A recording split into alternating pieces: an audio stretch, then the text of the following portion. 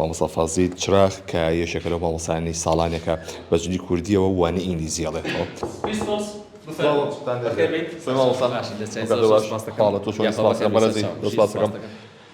من لە یەکێک لە قوتابخانەکانی شاری سلێمانیم لەم قوتابخانەیە ڕەنگە پۆلێکی یاسایی بێت هاوشێوەی قوتابخانەکانی دیکە، بەڵام ئەوەی جیاوازە مامۆستای وانەی ئینگلیزیان بەجلی کوردیەوە بەردەوام وانە بە قوتابیەکانی ئەڵێتەوە.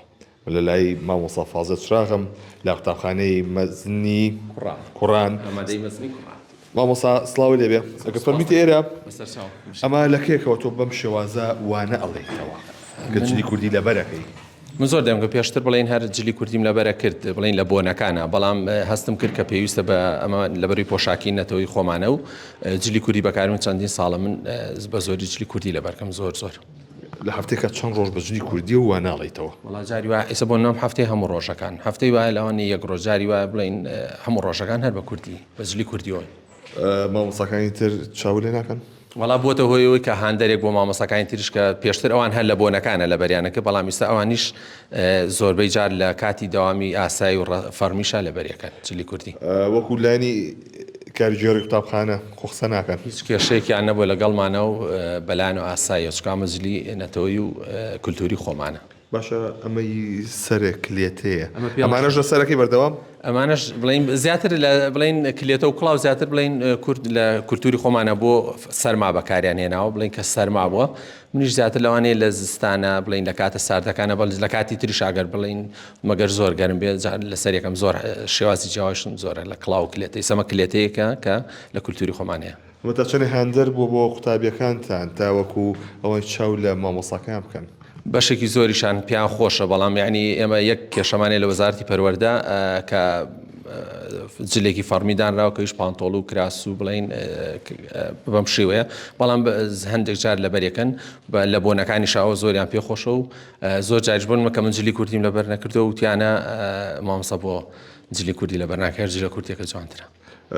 بە چەند مۆدێل هەیە چی لەبەر ئەەکەی زیاتر ڕۆژانە هەر شەڕواڵ و ستارخانیە یا چی؟ ئەم بە پێڵێن مراتخانی داخراوە، مراتخانیشمانێک کراوە یەکەم قۆپچەی نییە، بەس من هەموو ستایڵەکانم هەیە، بۆ منە ڕانک و چۆخەم هەیە، مراتخانیم هەیە، ستارخانیم هەیە، ستارخانیش شێوازێکی ترە، شێوی کە تافیم هەیە، شێوی بڵێن نێچیری و کۆمەڵەشتی تر، و بەردەوامیش لە تۆڕە کۆمەڵایەتەکان سەیری ئەو شوێنانەکەم کە جلی کوردیانە بۆنە شوێنێکم دیاری کردووە بۆنە لە جوان ڕۆیە ئەزان شتی جوانی هەیە لە مەهابەت لە بەرنامە سەردانیان بکەم کەوان هەیەە و زۆریشم جلی کوردیە ڕاست. ئەمە بەتەنیا بۆ وانەوتنەوە جلی کوردی لەبەرەکەی یاخود بۆ دەرەوە بۆ بازار ڕۆمانش لەبەرەکەی؟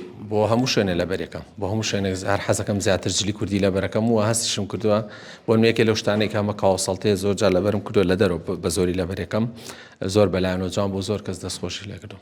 ئەی مامۆستای وانەی کوردیتان جلی کوردی لەبەرەکە؟ ئەویش لەبەرێکا بەسکەم زۆر جار ئاگاداریشان کەم بەڵێ خۆ لای خۆی مامۆستای کوردیش نەبووە ئێوە زیاتر لە من لەبەرتان کردایە، بەڵام لەبەرێکم بەسکەم یعنی مامۆستایانی خانمەند لەبەری ناکەن بۆ کەی دەوام؟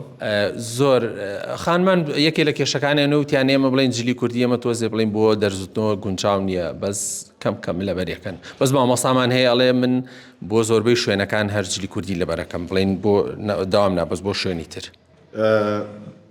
چ داواکارێکتان لە وەزارەتی پەروەردە هەیە بۆ جلوبەرگی قوتابیەکانتان؟ وەڵای ئێمە بڵین جلوبەرگی فەرمیمان هەیە، یەک پۆشیە لێ، بەس من پێم خۆشە ینی دیزاینەکە خۆم دام ناوە، ینی شتێکی جوانە جلی کوردیە کە هەم بۆ بڵین ڕەگەزی نێر و بۆ مێکە لە پێم خۆشە لە قوتابخانەکانی ئێمە لە هەموو ناوەندەکانی خوێندنی هەرێمی کوردستانە بکرێ بە بڕیارێکی فەرمی و کە جلی کوردی لەبەرکەم ئەو دیزاینم پێ جوانە و لێرەشەوە ڕووی دەم لە وەزیری پەروەردەیە کە هەوڵێک بدات چکامە ناسنامە و کولتوری ئێمێ. واتە داوای ئەواکە کە جلی کوردی دەبەرکەن قوتابیانیش؟ بەڵێ بە دڵنیای من زۆرم پێ خۆشە و بڵین وەکو پێشمتی دیزاینێکم داناوە کە زۆر جوان و گونجاویشە و بۆ هەر بۆ باسەکەی دێرەوە وڵا بڵین شەڕواڵی کوردی شەڕواڵ بڵین ئەم شەڕواڵی خۆمان بڵین ئەم شەڕواڵی کە ئێستا هەمانە بڵین هەشتایە بڵین پایانەکەی ئەویان هەفتا بێ هەم بۆکو بڵین ئەگەر زۆر فش دەرنەچێ و لەگەڵیشا بڵین کراسێکی سپی و هێلەکێکیش کە بڵین ڕەنگی من نیلیم بەلاوە جوانە و ئەمەم دیاری کردو دەمێکیشە دیاریم کردو و هەم بۆ کچانی شەبێ و هەم بۆ کوڕانیش گونجاو و پێم خۆشە. بکرێ بە بڕیار. خۆیان حەزەکەن بەجلی کوردی زۆر بەڵێم یعنی من چەنا کەسە بۆ بڵین پار بۆ نەپار چەندین لە پۆلی دوانزەکان چەندی کەس هاتنە لام وتیان مامۆستا ئێمە خۆزگە ئەمە بکرای بە فەرمی بۆ ئێمە کە پانتۆڵە پێەکەین ڕێمان لێگرن خۆزگەوا بۆ ئێمە پێمان خۆشە. چێکە پانتۆڵی نیلی و کراسی سپیە بە شەڕواڵی نیلی شەڕواڵەکەش ئێمە ناڵێم ئەو دیزاینێک کە دیاریم کردو یعنی زیاتر لەو شۆ نزیکە ینی بۆی هیچ بیانوێ نەمێنێ بۆ کچانیشە بێ بۆ کوڕانیش بۆ زۆر جانیشتیسە بۆ نە کچانیش بۆ نە هەر قەمیزا بڵێن کراسێکی سپی لەبەرەکەن ئێقەچەکە بە ئەو هێلەکە کوردی جوانی خۆشمان هەیە لە بەریکەنشی دیایە کوڕانیش و کچانیش. بەڵێ ئەوەی کە جوویستی بوون ئەمە یەشێکە لە قوتابخانەکەی سلێمانی ئامادەی مەزنی کوڕان کە مامۆستا فازڵ چراغ کە یەشێکە لەو مامۆستایانی ساڵانێکە بەجلی کوردیەوە وانە ئینگلیزیەڵێتەوە بۆیە ئەمە وەکو کللتورێک ئەمە ئەوێ کە پارێزگاری لە ناسنامەی خۆی بکات ئێوە بەردەوام پیشانی قوتابیەکانی با کە بەو شێوازە دەربکەون جلی کوردیان خۆش بێت.